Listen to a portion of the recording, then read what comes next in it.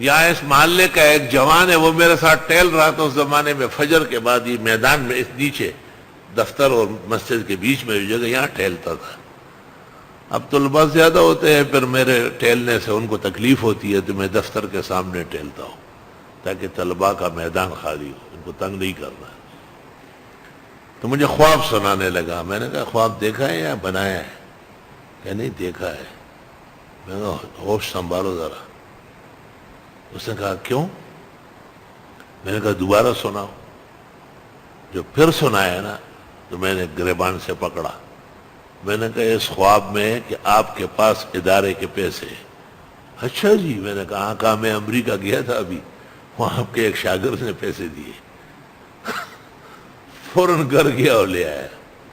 کھلتا نہ تھا کسی پہ میرے دل کا معاملہ، شعروں کے انتخاب نے رسوا کیا مجھے۔